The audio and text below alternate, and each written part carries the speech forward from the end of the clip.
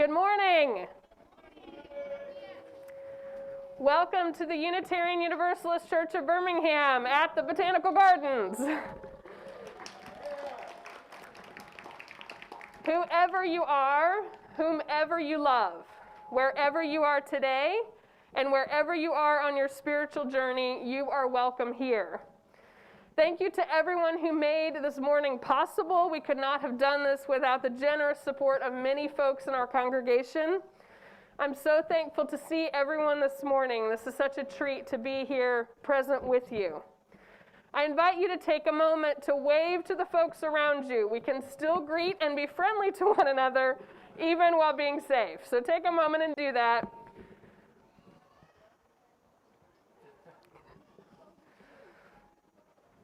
We send all of our greetings to our folks who are with us online as well this morning. Thank you for being here. Since we have this rare moment of being together this morning, if you have been attending our church online and would like to join the church physically, I do have the membership book with me this morning. So please come up during the offertory and you can sign the book and we'll introduce you to the congregation. So please feel free to do that. We would love to welcome you to our community. To all who are here this morning, welcome home.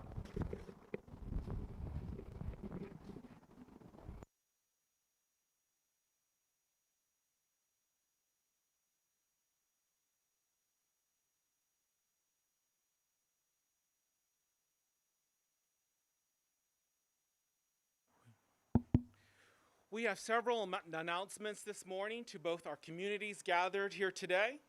Folks online, if you would like to participate or comment on our service, especially during our sharing of joys and sorrows, please use the chat feature in YouTube. Folks in person, we invite you to fill out our connection card this morning to let us know that you were here and to connect you to our community and to the opportunities to serve. Veterans, we invite you to send a picture of yourself so we can honor you in the service next week. Please get those photos to the church office by Tuesday. Thank you to our many folks who are supporting our polling place on Tuesday. Wherever you are working the polling place, providing food for the poll workers, or redirecting folks from the old polling place, we appreciate your service and commitment to democracy.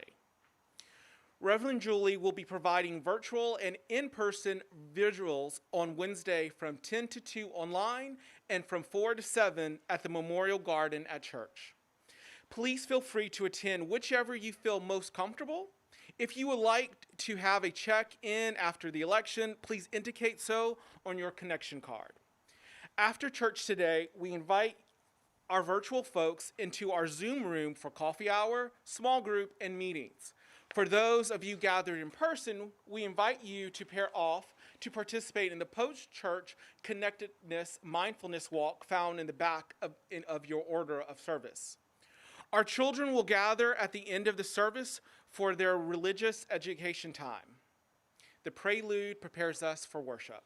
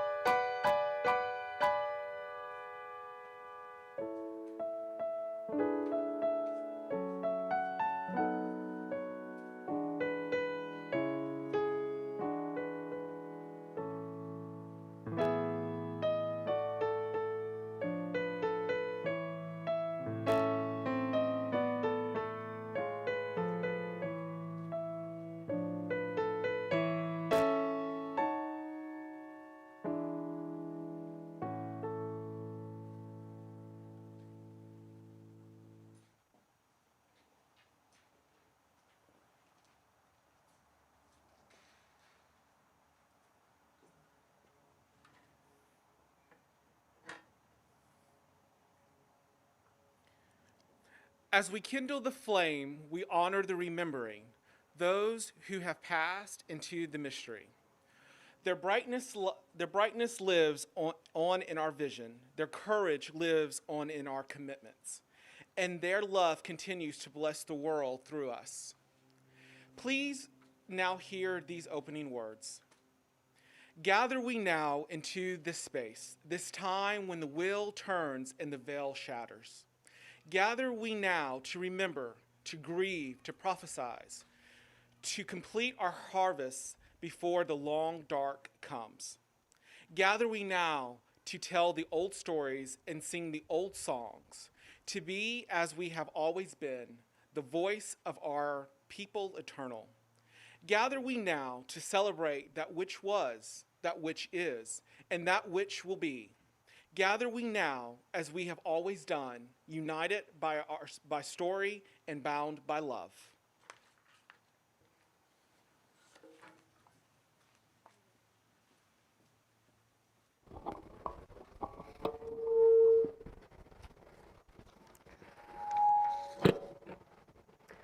The long summer has faded, and these first days of November mark the beginning of winter.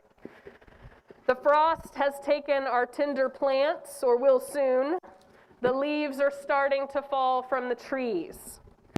The days are cooler, the weather unsettled, and the evenings are suddenly dark.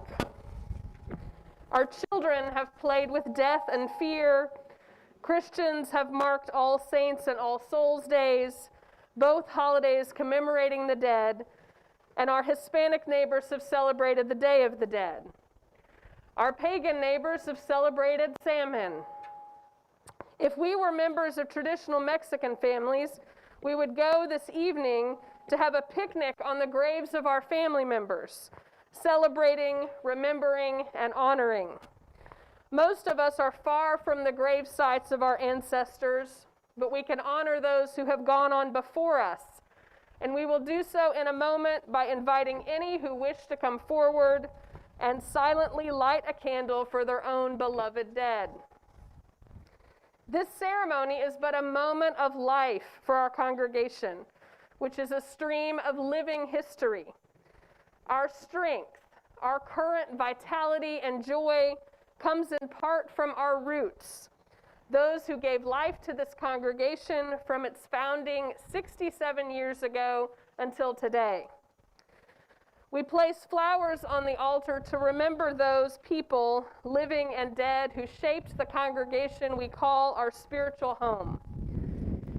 This year we place flowers for beloved church members Chuck Jeffries and David R. Baker. Chuck Jeffries was a social justice warrior and a pillar of this congregation.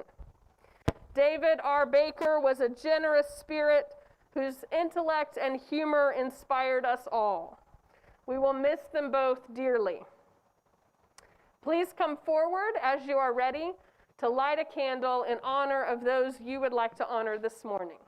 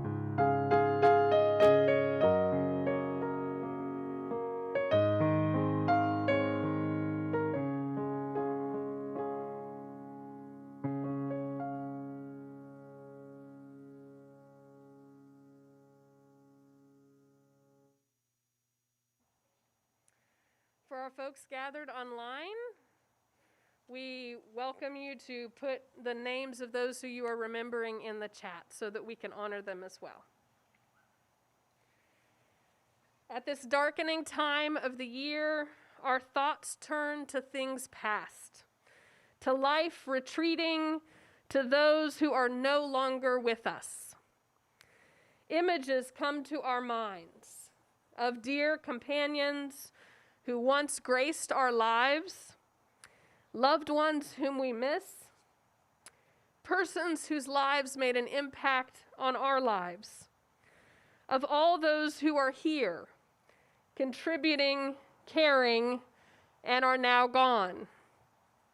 We ask now for those who have passed on to give us strength for the days ahead, for the DNA helixing in our bodies to pulsate with the primal urge to survive, for however we live on, whether as star stuff or energy or dimensions or in the heart of others, may we call forth that which connects us to all humanity, living and dead, to give us courage for tomorrow and in the days, weeks, and months ahead. May we take a moment of silence to honor those who have gone on before us.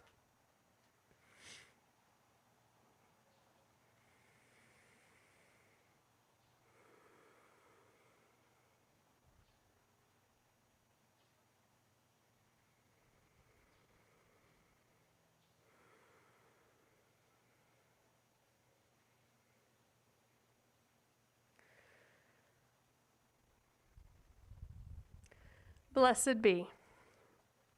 I invite Diane to come forward.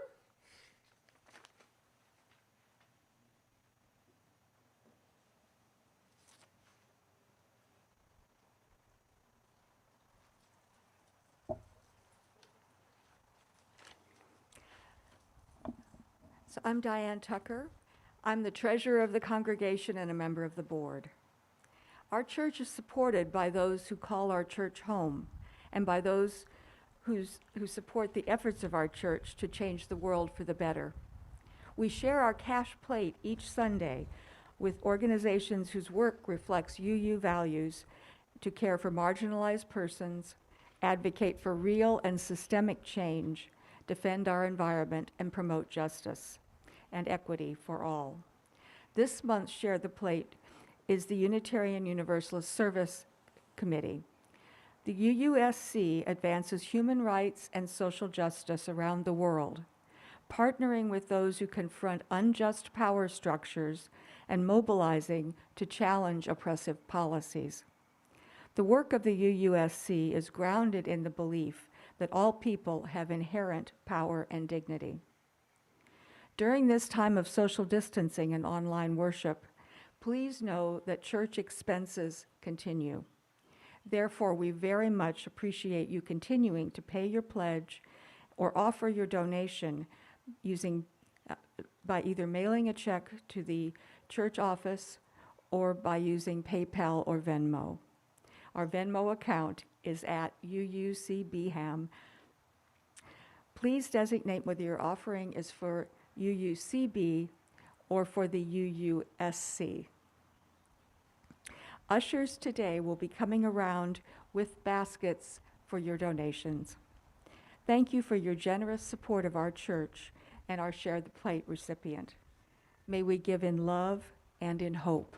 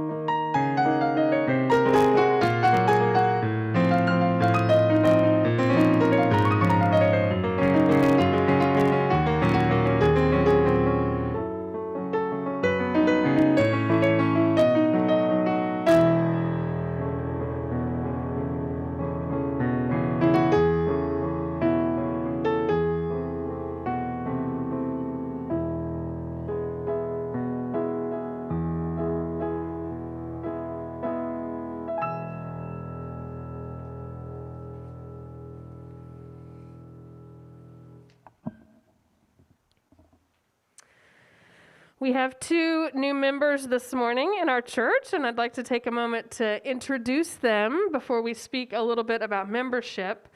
Membership in this church is unique because it does not rely on any doctrine. You are not signing to a statement of belief.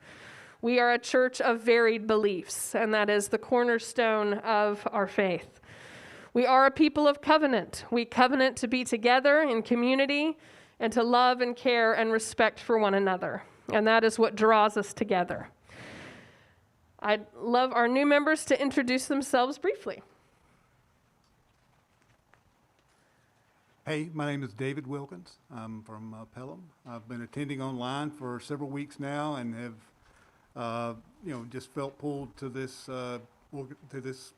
collection, this community of diverse beliefs and interesting people. I'm happy to be a member.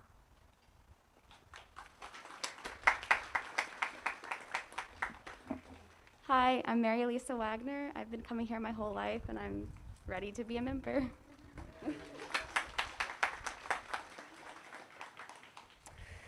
So, as new members of this church, do you pledge your time, talents, and treasures to support our community as we make a difference in the world? Yes. Wonderful. Congregation, do you receive these new members with all of your love and support as you honor them and seek to connect them to our community? If so, answer, we will. Wonderful. Welcome to our community. Thank you so much.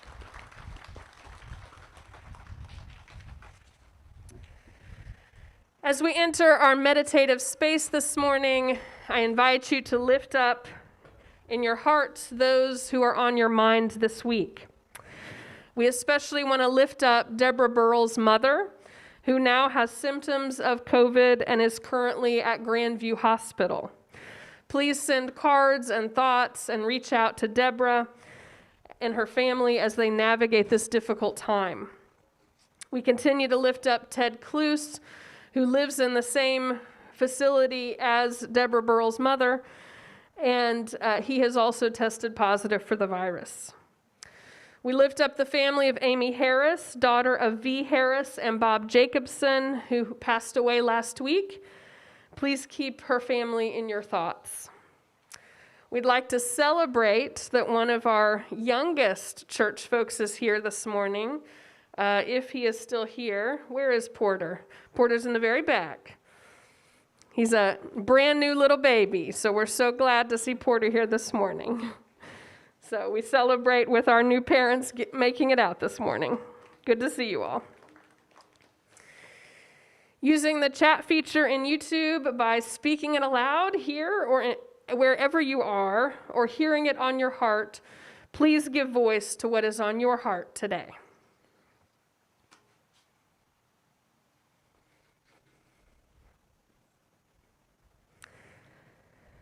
Please take a moment to hear a spoken meditation followed by a moment of silence. Today's meditation is by Reverend Kathleen McTeague. In the struggles we choose for ourselves, in the ways we move forward in our lives and bring our world forward with us, it is right to remember the names of those who gave us strength in this choice of living. It is right to name the power of hard lives well lived. We share a history with those lives. We belong to the same motion. They too were strengthened by what had gone on before. They too were drawn on by the vision of what might come to be. Those who lived before us, who struggled for justice and suffered injustice before us, have not melted into the dust and have not disappeared. They are with us still. The lives they lived hold us steady.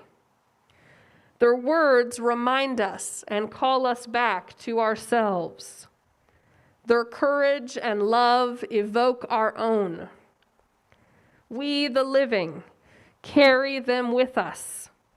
We are their voices, their hands, and their hearts.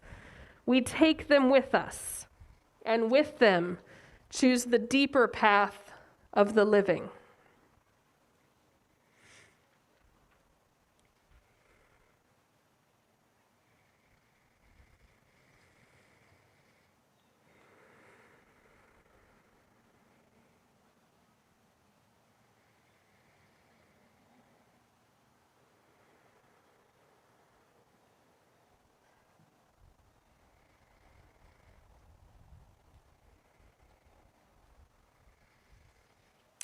Amen and blessed be.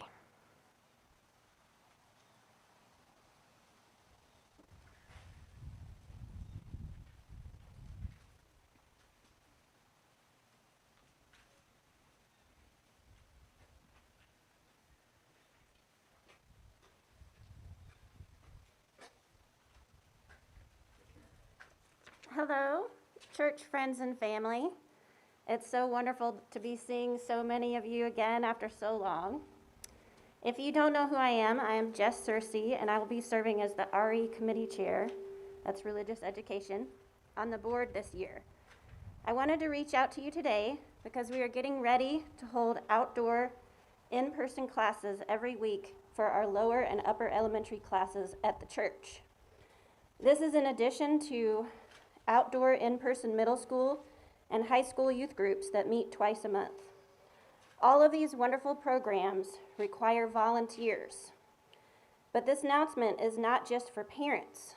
Friends, we need your help growing our youth into their best possible UU selves.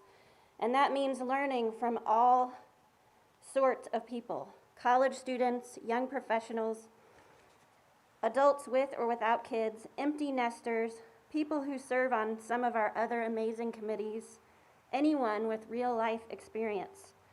With our amazing full-time Director of Religious Education, Nicole, teaching our kids has never been easier. She sets up all the curriculum and collects all the needed materials, and all you need to do is show up, ready to lead the classes in discussion and activities. If you would like to teach just 1 or 2 classes a month, each class only taking about an hour of your time, please find the Sign Up Genius link in the All Church email or reach out to Nicole or Reverend Julie. It's in the order of service as well. If you are particularly interested in fostering anti-racism in our youth, the upper elementary classes are reading and discussing This Book is Anti-Racist. The lower elementary classes are learning and discussing a variety of topics with a monthly theme, some or all of which may interest you. Each class needs 2 volunteers, or 1 volunteer and 1 staff member to run. We would love to have any one of you come and get to know our amazing kids. Classes start next Sunday, so please sign up soon. Thank you very much.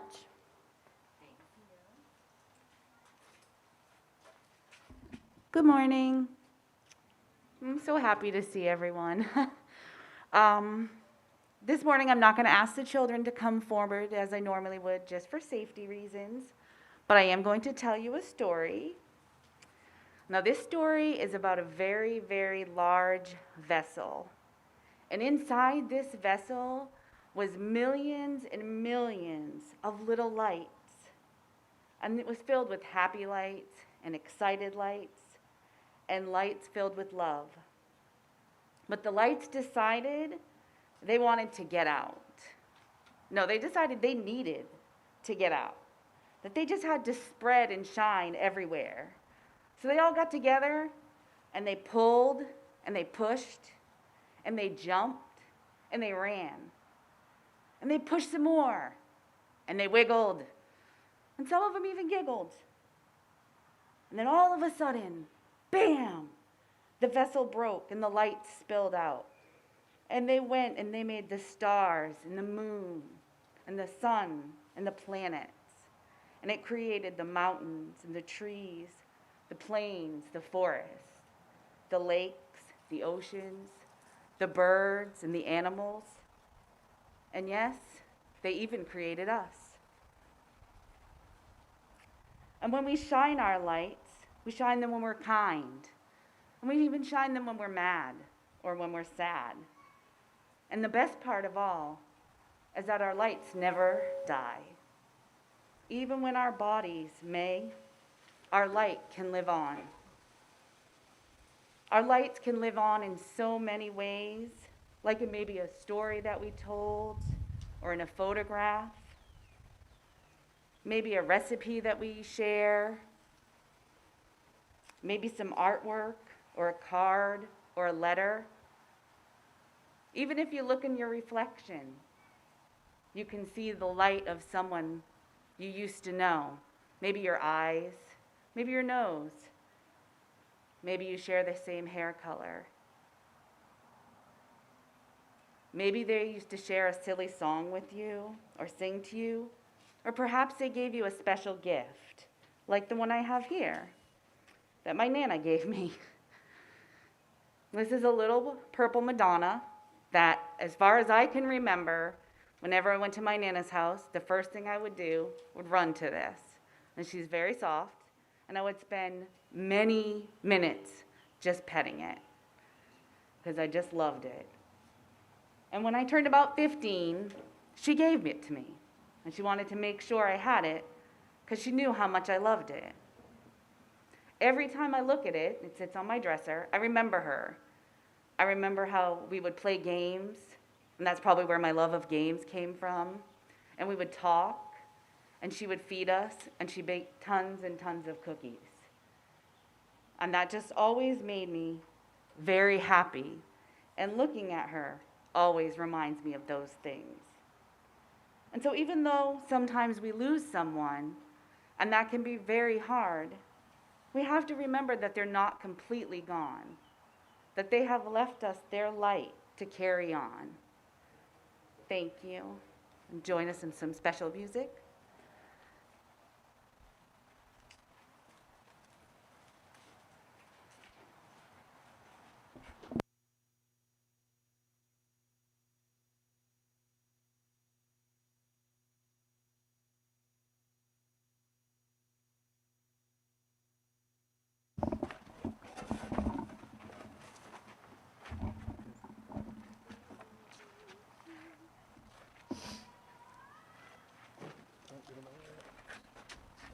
That's good. That's good. We live? All right.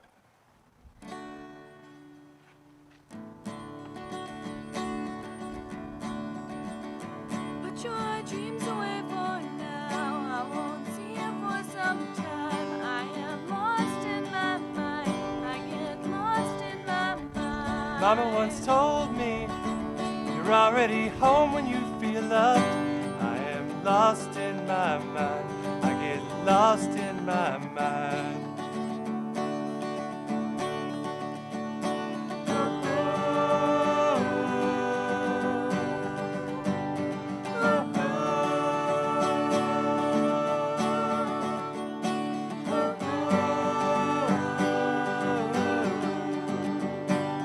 Oh, my brother, your wisdom is older than me.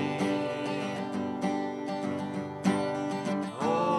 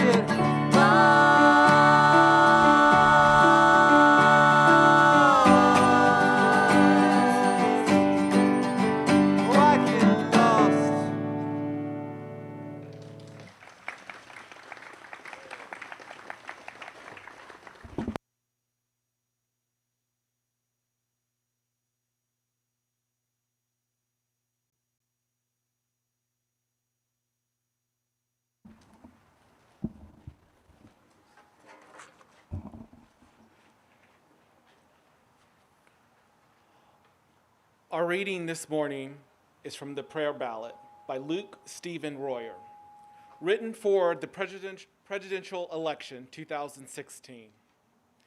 I walk in as on pilgrimage. The altar cloths are red, white, and blue. The ushers are the women who have been running these things, who have been running everything since before I was born. I hand the ballot like a scroll because the questions seem that important, ancient and modern, of what my God and country asks of me. Who? Who for the commissioner, mayor, president? Who for District 8, Ward 7, school board? Who? Who will do justice, love mercy, and walk humbly? I make my mark with at least a shred of hope that something good will come from this. And regardless, I remember, the world won't be destroyed entirely by this. The world won't be saved entirely by this. Marking my vote is like kneeling in prayer because neither will accomplish anything right away.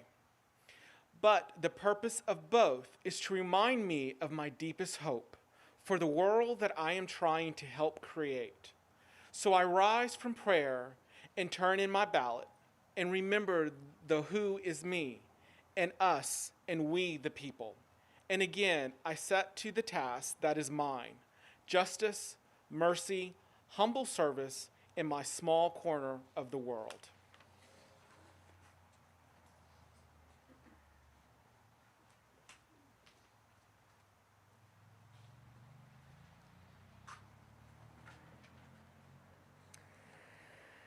So as I was thinking about delivering this sermon to you this morning, I thought, how many outtakes do I get?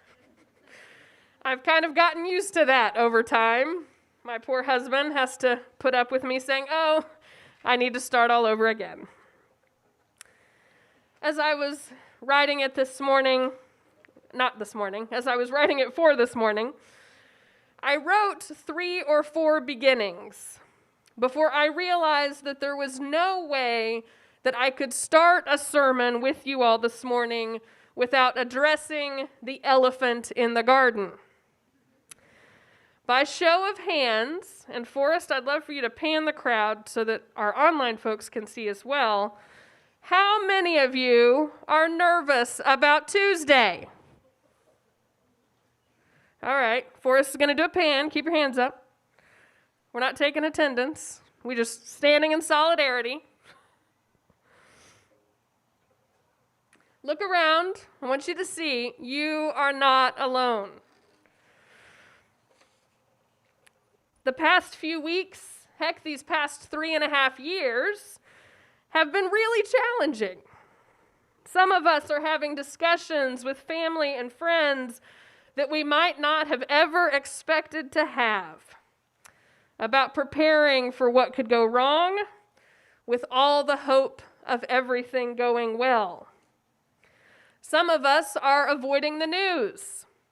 Some of us are diligently calling and texting and trying to get out the vote.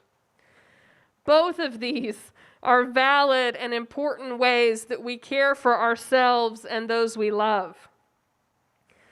I just want to take a moment and ask you to pause and take a deep breath to acknowledge the multitude of feelings we have in this moment and that we bring into this space. Please take a moment and breathe.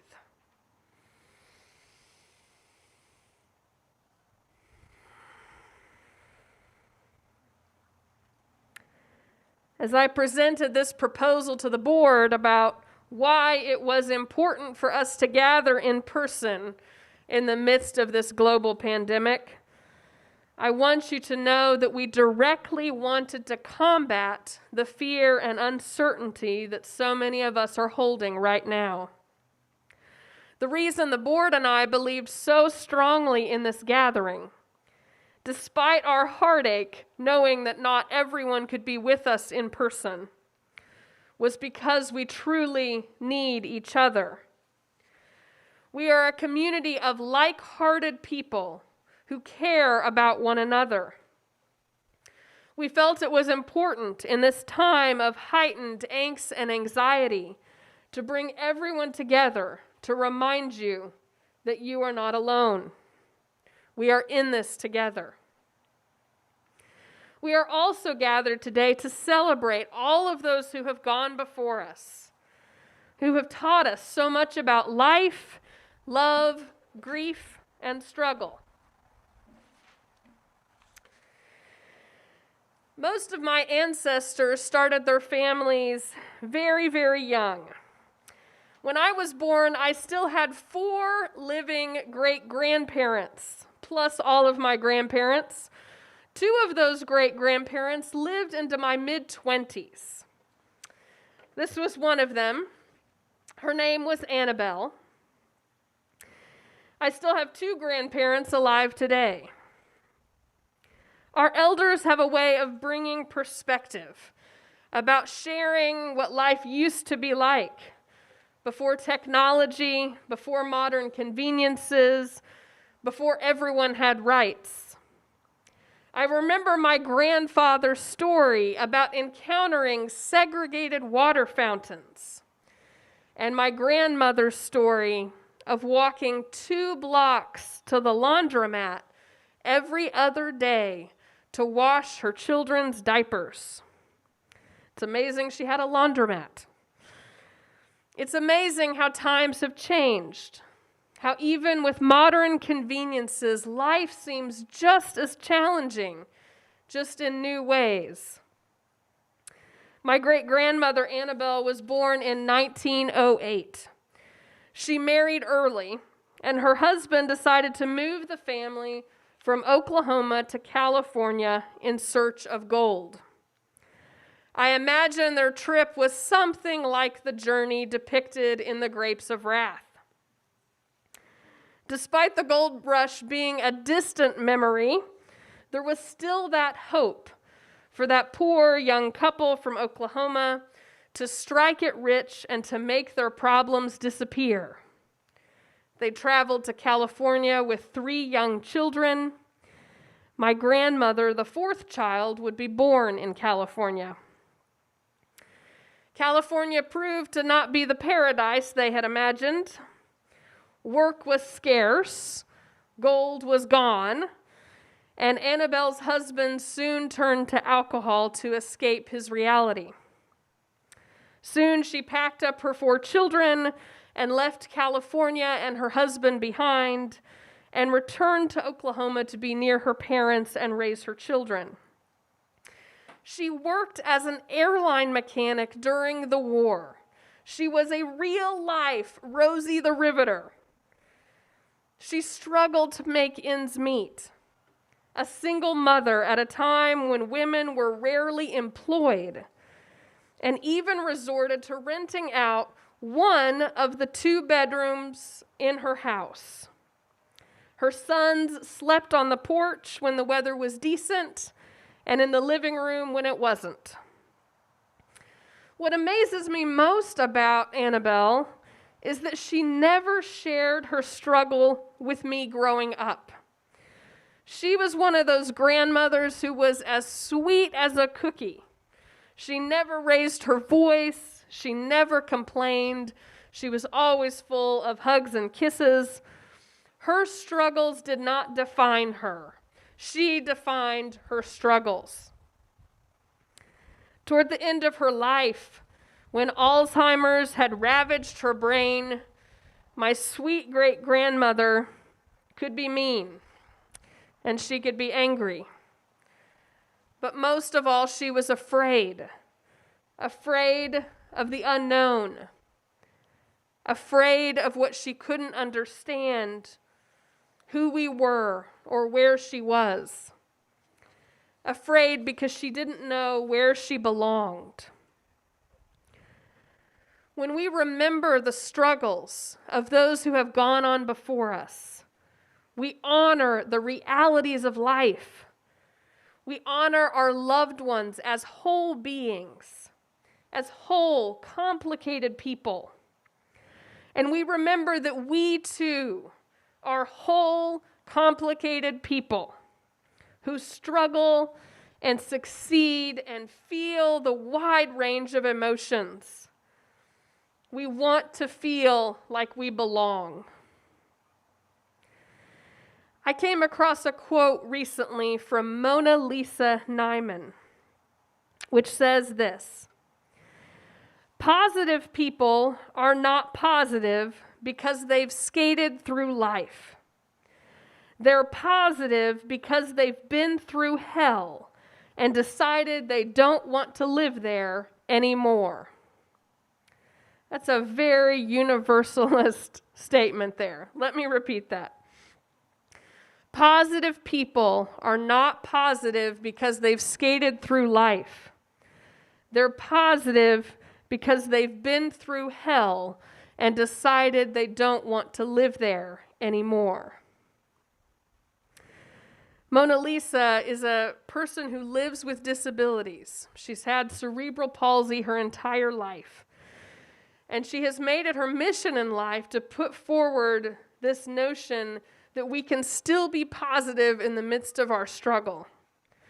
And I know right now that it feels really trite and really hard. But we have to gather that hope in us today.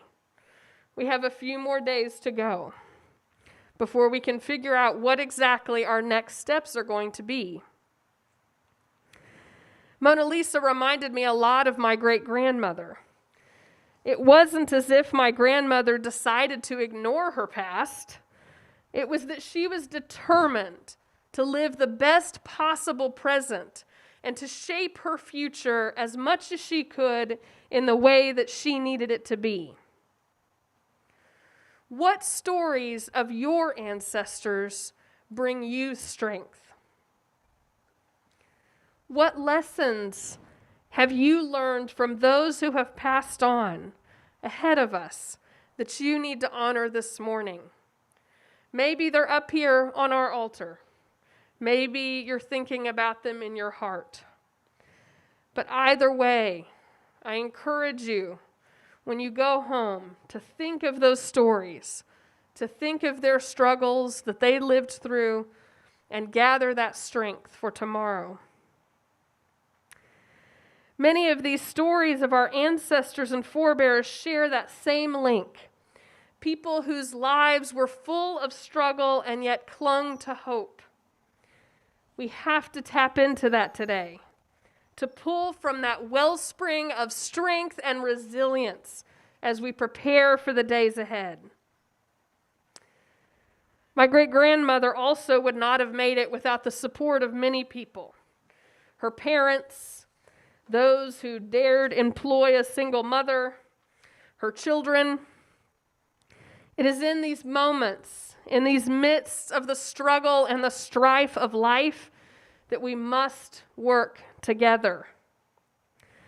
Our congregational movie, Bending the Arc, the Vote, freely available on YouTube, please go watch it, depicts some of those pivotal moments when our Unitarian forebears allied with the Black community to fight against Jim Crow, segregation, and racism, and to truly expand voting rights to all people. The March on Selma, where marchers linked arms to walk across that bridge into the violent mob ahead of them, is one of those powerful images of truly coming together for the cause of justice. In 2020, we have challenged ourselves as a church to be more connected to our community and to one another, knowing that in this quest for justice, we have to work together as individuals in this congregation and with our wider community. We started the year with a climate justice conference in collaboration with fellow environmentalists. That was only 11 months ago.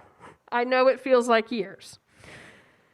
We celebrated my formal installation as your minister, welcoming ministers and guests from all over the continent and the wider Birmingham community. During this pandemic, we have striven for ways to continue to collaborate across the internet, through our phones, We had a service of unity with our UU churches all across Alabama and Florida, and another one coming up soon. We continue to collaborate with our community on ways that we can get the food from our food pantry to the people who need it most. We've worked with the city of Birmingham to distribute food, to fight racism in our community, to collaborate on initiatives against police brutality, and to force our leaders to continue to have tough conversations. Our historic congregational meeting affirmed to our community that Black Lives Matter and that we are committed to expanding Medicaid in Alabama. This pandemic has not stopped the transformational work of this church community, and I want you to know that going forward. Perhaps most importantly, especially considering the history of our church and the trauma of our church, of the threats to our community in the 60s, our church has made that courageous decision to be a polling place, to provide a safe, accessible voting place for all, a location for our community to vote. Our church is actively working toward a more just, democratic, and compassionate world. And it's doing so because of your support, your energy, and your enthusiasm. Within 24 hours of posting the sign-up link for our polling place, you all had it covered. And then we had 2 more sign-ups, and those got filled very quickly as well. You are an amazing group of people, and all of this is possible because of you. No matter what happens on Tuesday, no matter what happens in the days to come, I know that we will figure it out together, and we will work as a community to bend the arc toward justice. I am so proud to be your minister every day. With only 2 months left in 2020, we still have lots of plans to connect with each other and our wider community. November usually marks our traditional bread communion Sunday, but there's no way to make bread communion really possible during a pandemic. So instead, we are going to acknowledge as a congregation that over 8 million people have slipped below the poverty line since the start of this pandemic. And those reverberations are in our community as well. We are going to collect Thanksgiving food, and on the afternoon of November 22nd, we're going to distribute those to our community. I hope you'll take a moment to look at what we need on our connection card and sign up for a way to help with this movement.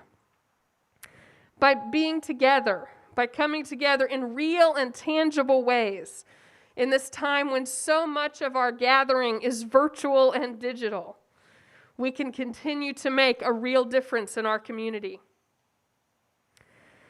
Samhain, that sacred time that our pagan community celebrates this season, is also called the time between the times. So many of us feel this liminal space right now, this waiting, this uncertainty, this unknowing. It is important that we acknowledge and share our feelings as we navigate this transitional time. We are not alone. Someone posted recently on Facebook this map of the United States and what counties were, going to go which way. And I was amazed to look at Alabama and see this gigantic blue dot right where we are sitting right now. And I want you to remember that whatever happens on Tuesday, we are still in the midst of that big blue dot.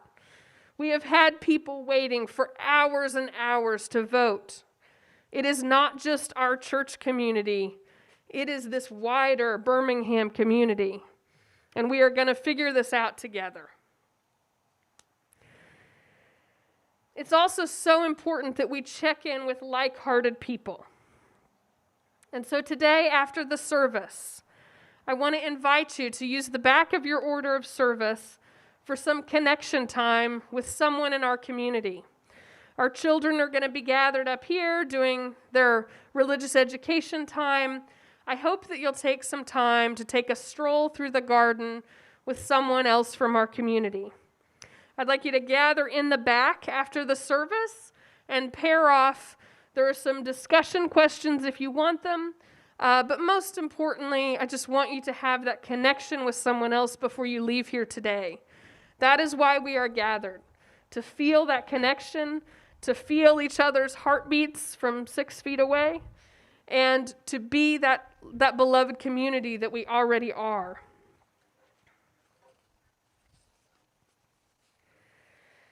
We have some people here today that we have never met physically in person. This is my first morning to meet David in person, even though I have seen his face for weeks. And I know there are others. So I challenge you, use the masks, be safe, but reach out to people that you don't recognize who are sitting in this garden this morning. This is a transformational time. A time when we can transform ourselves, our church, and our community. We continue to explore new ways of being together and new ways of making a difference. This will be a time in history that we will look back on for the rest of our lives. How school was different, how work was different, how church was different, what we missed out on, what new things we were able to do. We know this time is going to change us. We know that. There are some elements of our society that are never going back. But knowing that ahead of time, knowing that we are going to change a little bit anyway, let us work together to make that change for the better. A change for unity, a change for hope, a change for justice. Draw from the strength of those who have passed on before us. Remember their struggles. We have those same capacities within ourselves and within our congregation. We will make it through together. You are not alone. May you be held in the heart of community today and every day until we are reunited fully in person. Amen.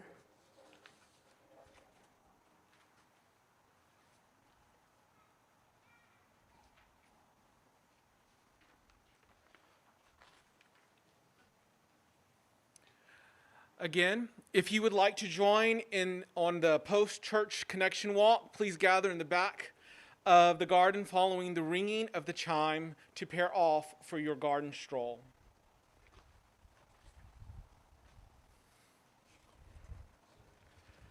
As we extinguish this flame, do that.